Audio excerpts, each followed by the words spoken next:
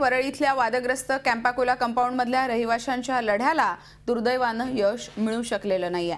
Supreme कोर्टानं या रहिवाशांना दिलेली 31 मे पर्यंतची मुदत वाढवून द्यायला आज नकार दिलाय। त्यामुळे त्यांना आपली राहती घरं लवकरात लवकर खाली करावी लागणार आहेत। वरळीच्या कॅम्पाकोला वासियांना आता अखेरची घरघर लागलीये। आपलं घर वाचवण्यासाठी गेल्या दीड वर्षांपासून त्यांनी प्रयत्नांची शिकस्त केली, पण अखेर त्यांच्या पदरी पडली ती निराशाच।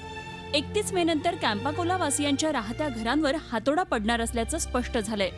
कॅम्पाकोलामधील Midtown, Orchid, Shubham apartment, Isha Ekta, Patel आणि BY अपार्टमेंट या 7 इमारतींच्या 35 अनधिकृत मजल्यांवरील 140 फ्लॅट धारकांना सुप्रीम कोर्टानं घर खाली करण्यासाठी 31 मे पर्यंतची मुदत दिली होती।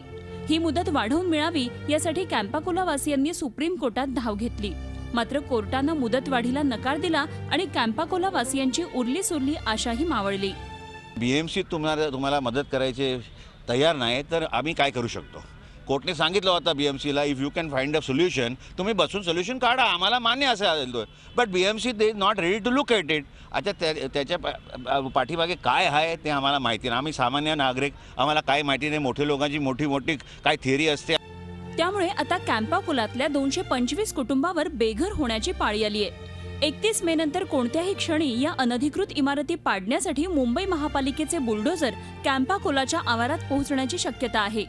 गेल्या नोव्हेंबरमध्ये असेच बुलडोझर तिथं आले असता रहिवाशांनी जोरदार विरोध केला होता। कॅम्पाकोलामधील मोकळ्या जागेवरील FSIच्या बदल्यात काही फ्लॅट्सना मान्यता देण्याचा प्रस्ताव रहिवाशांनी पालिकेला दिला होता, मात्र त्यावर पालिकेनं काहीच केलं नाही। त्यामुळे आता पुन्हा एकदा आपलं घर वाचवण्यासाठी रहिवाशांकडून प्राणाची बाजी लावण्याची भाषा सुरू झाली आहे।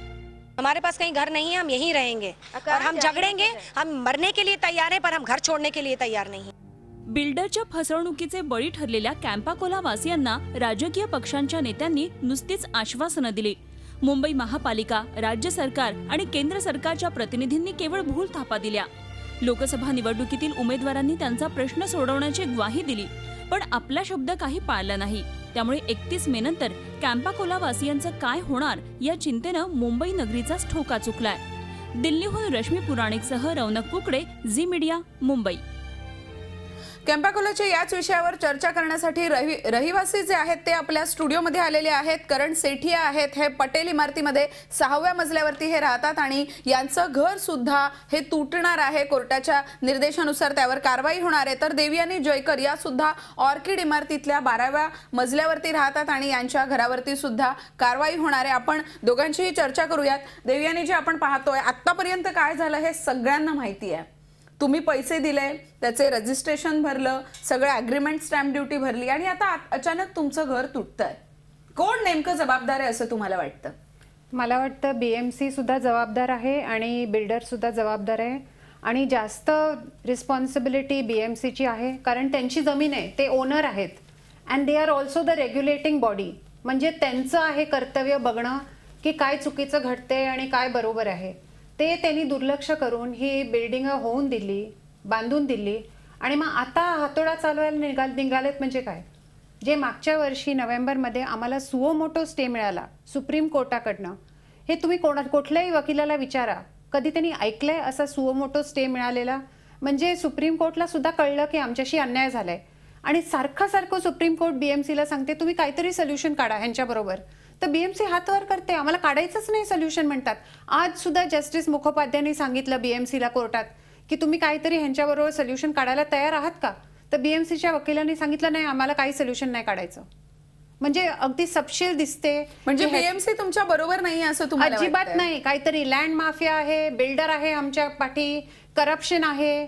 म्हणजे जे 27 सालापूर्वी घडलेलं ते आता संपूर्ण पुन्हा घडते आणि BMCला पुन्हा आमच्याशी तसंच करायचंय। तुम्ही विचारा कुंटेना का आमचं तोडायचंय जेव्हा आमचा FSI आहे? तुम्ही ऐकलेत कधी FSI असून तोडणं? FSI असून तोडलं जातं असं तुम्ही म्हणताय। कारण सेठियांना आपण विचारूयात, कोण याला जबाबदार आहे? आता तरी तुम्हाला काही अपेक्षा दिसते का? कारण सुप्रीम कोर्टानं सुद्धा सांगितलंय कारवाई अटळ आहे। मेरे हिसाब से इसके जिम्मेदार BMC तो है कि उन्होंने मतलब 80 के दशक में कुछ उस टाइम किया नहीं, लेकिन उसको छोड़ के अगर मतलब जो बीती बात है वो बीती बात है, लेकिन आज की बात करें तो अभी पिछले साल पूरी साल बीएमसी ने बोला कि हम मदद नहीं कर रहे हैं क्योंकि हमारे हाथ सुप्रीम कोर्ट के वजह से बंधे हुए हैं। सुप्रीम कोर्ट का आदेश है तो हम कुछ नहीं कर सकते, चाहे हम कुछ भी एप्लीकेशन देते, कुछ भी देते, उनका एक ही जवाब आता, सुप्रीम कोर्ट का निर्देश है तो हम कुछ नहीं कर सकते। और अब इस साल जब पिछले 4 महीने से सुप्रीम कोर्ट खुद बोल रही है कि आप इनके साथ बैठ के आप कुछ सोल्यूशन निकालिए, इनकी मदद कीजिए, तब वो क्यों मदद नहीं कर रहे? जब पिछले साल उन्हें सुप्रीम कोर्ट ने भी उनके हाथ खोल दिए हैं। लेकिन बीएमसी में भी अभी जैसे अगर आप बात करें जो हमारे कॉर्पोरेटर होते हैं, जो इलेक्टेड रिप्रेजेंटेटिव्स होते हैं, उसमें जो सेना, बीजेपी, शिवसेना, जो बीजेपी के लोग हैं वो हमारे साथ में है हमेशा से। जो स्टैंडिंग कमेटी है, जो इम्प्रूवमेंट कमेटी, लीगल कमेटी, सब हमारे साथ में है। हमारा साथ जो बीएमसी में नहीं दे रहा है वो है जो ब्यूरोक्रेटिक विंग है, चाहे आप कमिश्नर कुंटे की बात करें या जो बाकी सब लॉ ऑफिसर्स और बाकी सब जो ब्यूरोक्रेटिक विंग है जो अपना राज्य सरकार अपॉइंट करती है। तो इस समय मेरे हिसाब से सबसे बड़ी जिम्मेदारी हमारे मुख्यमंत्री श्री पृथ्वीराज चौहान के ऊपर आती है कि उन्होंने हमें कम से कम 5-7 बार मिले हैं। उन्होंने नागपुर सेशन में, मुंबई सेशन में हर टाइम बोला हम मदद करेंगे, लेकिन खाली वो बात कर रहे हैं, कुछ कर नहीं रहे हैं। और अगर ऐसे राज्य में जिनका जो मेन चीफ है वो अगर कुछ करने को तैयार नहीं है तो हम किसी और से क्या उम्मीद रख सकते? म्हणजे तुमची नाराजी आहे ती मुख्यमंत्र्यांवरती आहे, प्रशासनावरती आहे, पण नेमकं प्रशासनाकडनं काय करणं शक्य आहे? काय नेमकं झालं तर घरं वाचू शकतील? कॅम्पाकोलावर होणारी कारवाई आता अटळ झालेली आहे, कोर्टानं निर्णय दिलेला आहे, बीएमसी कडनं मात्र या संदर्भात कोणताही हस्तक्षेप होताना दिसत नाही। आणि याच विषयावर चर्चा करण्यासाठी रहिवासी आहेत देवयानी जयकर आणि करण सेठी आहेत। आपण देवयानी जयकर यांना पुन्हा एकदा विचारूयात। देवयानी जी तुम्हाला अपेक्षा होती की बीएमसीने यामध्ये काहीतरी हस्तक्षेप करावा, किमान जे बांधकाम रेग्युलराइज्ड होऊ शकतं एफएसआय देऊन ते तरी नियमित करण्यात यावं, पण ते होण्याच्या दृष्टीने काही हालचाल होताना दिसत नाहीये। देवयानीजी, आम्हाला काय कळत नाही, कुंटे जे म्युनिसिपल कमिशनर आहेत त्यांना पॉवर्स आहेत की त्यांनी रेग्युलराइज त्यांना करता येतं आणि जे एफएसआय परमिसिबल आहे ते अप्रूव्ह प्लॅनच्या पलीकडे असलं तरी परमिसिबल आहे। There is a section of the BMC act ज्याच्यामध्ये त्यांना पॉवर आहे, पण ते सुद्धा ते करायला तयार नाही। आम्ही त्यांना सांगितलं की 18-19 फ्लॅट आहेत जे का असं वाटतंय की का ऐकलं जात नाहीये प्रशासनाकडनं? याला नेमकं कोण जबाबदार आहे? आम्हाला तरी असं वाटते की काहीतरी लँड शार्क्स, माफिया, बिल्डर्स त्यांचं काहीतरी प्रेशर आहे म्हणून, कारण त्यांना आमचा प्लॉट हडपायचा आहे। आपण पाहतो ज्यावेळी हे सगळं अनधिकृत बांधकाम उभं राहिलं त्यावेळी महापालिकेमध्ये सुद्धा सेनेची सत्ता होती, आताही महापालिकेमध्ये सेनेची सत्ता आहे, पण प्रत्यक्षात मात्र भ्रष्टाचार तर झाला। जेव्हा अनधिकृत बांधकाम उभं राहिलं तेव्हा त्यांनी तुमच्यावर काहीच कारवाई केली नाही, किंवा तुम्ही मात्र स्टॅम्प ड्युटी भरली तेव्हाही महापालिकेने काही सांगितलं नाही, पाणी मागायला गेलात तेव्हा हा सगळा प्रकार उघड झाला। आता नेमकी तुमची काय अपेक्षा आहे? काय तातडीनं झालं पाहिजे? जर कुंटेने ऍक्शन घेतली आणि परमिसिबल एफएसआय जर रेग्युलर केलं then he will not be breaking any lodge.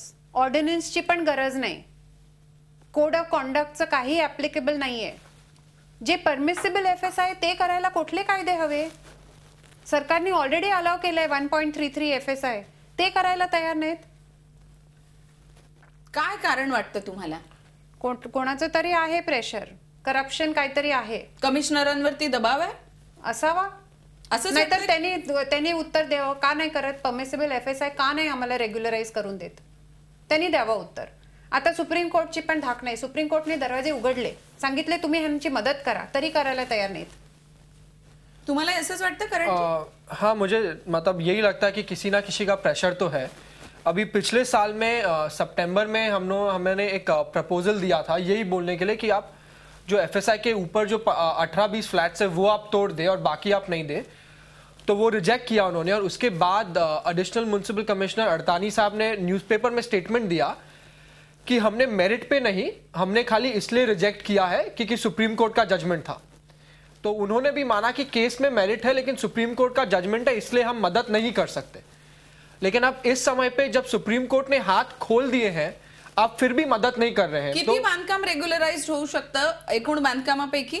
अभी लगभग समझ लीजिए आप 75 से 80% जो तोड़ना चाहते हैं, जो लगभग 70,000 स्क्वायर फीट, 90,000 में से तोड़ना, उसमें से 70,000 स्क्वायर फीट रेगुलराइज कर सकते हैं।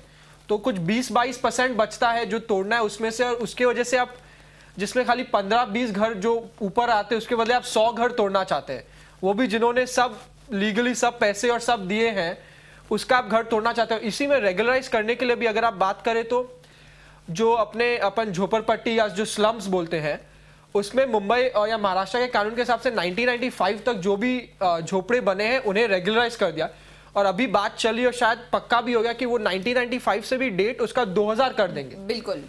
तो अब वो 2000 करने को तैयार है, लेकिन हम जो यहाँ 1980 से रह रहे हैं आप उनमें देखने के लिए तैयार नहीं है। बिल्कुल, म्हणजे तुम्ही पैसे भरलेत, घर घेताना स्टॅम्प ड्युटी भरली आहे, रजिस्ट्रेशन भरलंय, आणि असं असताना का आमच्यावरती कारवाई होतीये? का तर त्यावेळी आम्ही कागदपत्र तपासून घेतली नाही, आणि आता जे बांधकाम रेग्युलराइज्ड करणं शक्य आहे, 67,000 स्क्वेअर फीटाचं बांधकाम हे रेग्युलराइज्ड करता येऊ शकतं एफएसआयच्या माध्यमातून, वाढीव एफएसआयच्या माध्यमातून। वरळी इथल्या वादग्रस्त कॅम्पाकोला सोसायटी बद्दल आपण चर्चा करतोय। 31 मेची अंतिम मुदत या घरांवर कारवाईसाठी सुप्रीम कोर्टाने दिलेली आहे। महापालिका काही भूमिका बजावताना दिसत नाही, आणि आज बद्दल चर्चा करण्यासाठी रहिवासी आपल्या स्टुडिओत आहे। देवयानी जी आता एक प्रकारे शेवटची घर म्हणतात ती तुमच्या सगळ्या घराला आणि आयुष्याला लागलेली आहे, या सगळ्या प्रकारामुळे काय अपेक्षा आहे आता तुमची नेमकी? जर त्यांचं मन असलं तर सीएम आणि म्युनिसिपल कमिशनर कुंटे एका दिवसात हे सगळं करू शकतात, काहीही कायदे तोडल्याशिवाय। पण त्यांनाच नाही करायचं, कायदे तुटल्याशिवाय होऊ शकतं, तुटल्याशिवाय। आणि आम्हाला ते गोल गोल फिरवतात। काय होऊ शकतं, म्हणजे कायद्याच्या चौकटीत काय होऊ शकतं ते सुप्रीम कोर्टला सांगू शकतात की एवढं परमिसिबल एफएसआय आहे ह्या प्लॉटवर, तेवढं आम्ही रेग्युलराइज करायला तयार आहोत, तर ते सांगायला तयार नाहीत। ते का सांगत नसावेत, म्हणजे कोणी हे सांगणं अपेक्षित आहे आणि ते का सांगत नसावेत? म्युनिसिपल कमिशनरनी सांगावं, बीएमसीच्या वकिलांनी सांगावं। सीताराम कुंटेंची इच्छा दिसत नाहीये या अजिबात नाही दिसत, आणि आम्हाला दोघंही गोल गोल फिरवतायत। आमची लोक जेव्हा जाऊन सीएमला भेटतात तेव्हा सीएम फोन उचलून कुंटेंना लावतात आणि सांगतात तुम्ही डिमॉलिशन जरा गो स्लो करा हा, आणि मग तिथून आमची जर रेसिडेंट्स गेले कुंटेंच्या ऑफिसमध्ये सांगतात पॉलिटिशियन्सचं ऐकू नका, आम्ही येतोय 1 जूनला, आणि इलेक्शन कमिशनरकडे परवानगी मागतायत तोडायला। म्हणजे एवढी उत्सुकता तोडायला? सुप्रीम कोर्टाने हे तर नाही सांगितलं की तुम्ही 1 जूनलाच तोडायला पाहिजे, त्याच्यानंतर तोडलं तर नाही चालणार, असं तर नाही बोललेले। भयंकर उत्सुकता आहे त्यांना तोडायची। काय तुम्हाला असंच वाटतंय कमिशनरांनी ठरवलं तर होऊ शकतंय, पण ते भूमिका बजावत नाहीये? हाँ बिल्कुल, मतलब उनकी वो अगर चाहे, और उनकी मतलब मैं तो मानता हूँ उनकी ड्यूटी है मदद करना, मुख्यमंत्री की ड्यूटी है हमारी मदद करना। वो उधर खाली अपना मतलब खाली पोजीशन में लोगों की मदद करने बैठे और वो ही नहीं कर रहे हैं। इस देश का एक समझ जो युवा नागरिकों ने, मुझे ऑलमोस्ट दुख हो रहा है ये स्थिति देख के कि खाली हमारी बात नहीं, अभी आगे जाके कि कहीं और कैंपाकोला बनेगा, चाहे बॉम्बे में, महाराष्ट्र में, इंडिया में कहीं और कैंपाकोला बनेगा। तो ये बात खाली कैंपाकोला की नहीं है, लेकिन ऐसी बात है कि भ्रष्टाचार इतना फैला हुआ, इतना बिल्डर और अथॉरिटी के बीच में इतनी बड़ी नेक्सस है की मतलब म्हणजे बिल्डर आणि राजकारण्यांचं नेक्सस आहे, यामुळे हा प्रश्न सुटत नाहीये कुठेतरी। हाँ मतलब डेफिनेटली उसकी वजह से उन्हें मदद नहीं करना है, क्योंकि उन्हें बिल्डर का साथ देना है, मतलब इसलिए हमारी मदद नहीं करनी। पालिका प्रशासनानं जर इच्छाशक्ती दाखवली तर ते कोर्टामध्ये प्रस्ताव देऊ शकतात, परमिसिबल एफएसआय देऊन किमान 10 ते 20 ते 22 घरांवरच कारवाई होईल आणि उरलेली घरं वाचू शकतात, असा विश्वास इथे उपस्थित असलेल्या रहिवाशांना वाटतोय। हे रहिवासी आपल्या स्टुडिओत आले, तुमच्या दोघांचेही धन्यवाद। 31 तारखेला काय होणार आहे हे आम्हाला सुद्धा माहित नाहीये, तुमचा लढा जो आहे तो आम्ही झी24 तासवर दाखवतोय। घर घेताना पैसे भरले, स्टॅम्प ड्युटी भरली, रजिस्ट्रेशन केलं, फक्त कागदपत्रांची संपूर्ण चौकशी रहिवाशांनी केली नाही, आणि एका एवढ्याशा चुकीमुळे आज घर गमावण्याची वेळ कॅम्पाकोलाच्या रहिवाशांवर आलेली आहे। काय होतं 31 तारखेला हे पाहावे लागणार आहे, पण पालिका प्रशासनानं ठरवलं तर काही घरं परमिसिबल एफएसआयच्या माध्यमातून रेग्युलराइज्ड होऊ शकतात, असं रहिवाशांचं म्हणणं आहे। पालिका नेमकी काय भूमिका घेते, सीताराम कुंटे यावर काही प्रतिसाद देतात का, हे आम्ही इतरही बुलेटिनमधून जाणून घेण्याचा प्रयत्न करू, पण या बुलेटिनमध्ये तुर्तास आपण इथेच थांबूयात। पहा फक्त झी24 तास, रहा एक पाऊल पुढे। झी24 तास, रहा एक पाऊल पुढे।